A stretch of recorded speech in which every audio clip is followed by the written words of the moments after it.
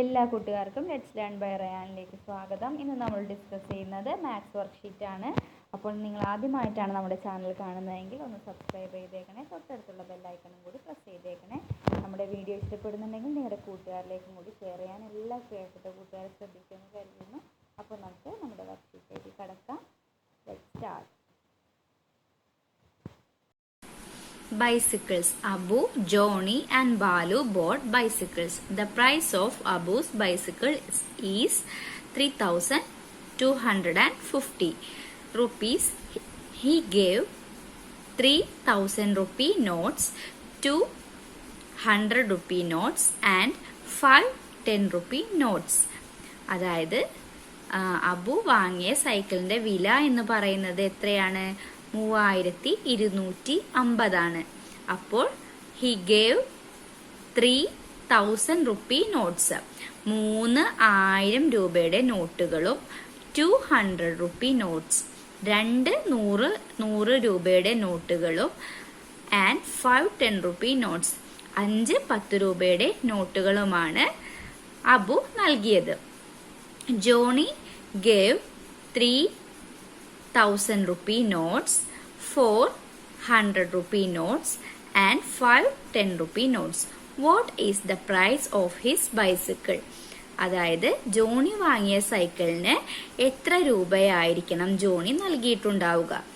ഇവിടെ നമുക്ക് തന്നിട്ടുണ്ട് 3,000 റുപ്പി നോട്ട്സ്. 1000 അതായത് 1000 രൂപയുടെ 3 നോട്ടുകൾ നൽകി. 1000 രൂപയുടെ 3 നോട്ടുകൾ ചേരുമ്പോൾ എത്രയായി? 3000 രൂപയായി. 400 റുപ്പി നോട്ട്സ്, 400 രൂപയുടെ നോട്ടുകൾ 400 റുപ്പിയായി. അപ്പോൾ 3,400 ആയി. പിന്നെ 5 10 റുപ്പി നോട്ട്സ്, 10 രൂപയുടെ 5 നോട്ടുകൾ, അപ്പോൾ 50 റുപ്പീസ്. അപ്പോൾ 3,450. അപ്പോൾ നമ്മൾ അവിടെ ബോക്സിൽ എഴുതണം എത്ര രൂപയാണ്. ഇൻ ഫിഗേഴ്സിൽ 3,450 എന്ന് എഴുതണം. ഇനി തൊട്ടടിയിലായി ഇൻ വേർഡ്സ് എന്ന് കൊടുത്തിട്ടുണ്ട്. അത് വേർഡ്സിൽ 3,450 എന്ന് എഴുതുക.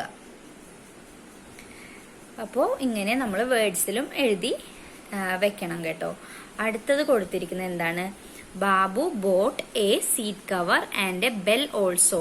ബാബു എന്തൊക്കെ കൂടി വാങ്ങി? സൈക്കിളിന്റെ കൂടെ തന്നെ ഒരു സീറ്റ് കവറും ഒരു ബെല്ലും കൂടി എക്സ്ട്രാ വാങ്ങി.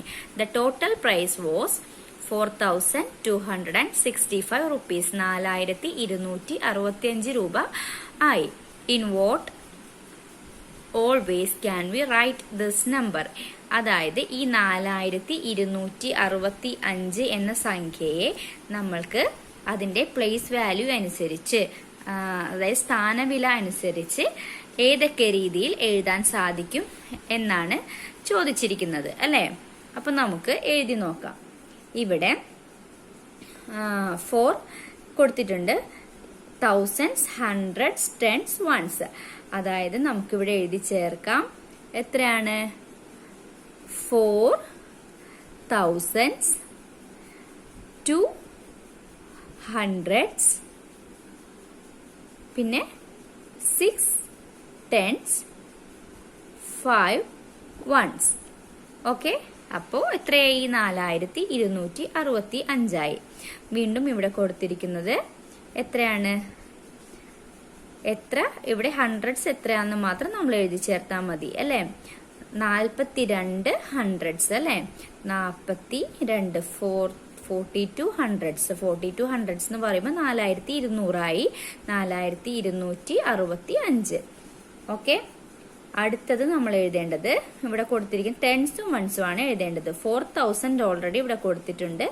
അപ്പോൾ 26 ടെൻസും 5 വൺസും. 26 ടെൻസ് 5 വൺസ്.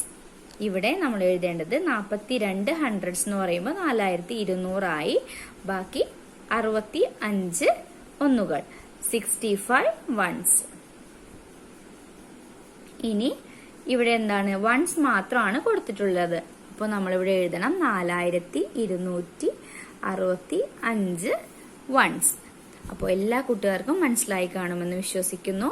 നിങ്ങൾ വീണ്ടും വീണ്ടും ഈ പ്ലേസ് വാല്യൂ എങ്ങനെയാണെന്നുള്ളത് പല പല സംഖ്യകൾ നിങ്ങൾ റഫ് ബുക്കിലൊക്കെ എഴുതിയിട്ട് ഇതിന്റെ പ്രൈസ് വാല്യൂ അനുസരിച്ചിട്ട് ഒന്ന് പല രീതിയിൽ എഴുതി നോക്കണം.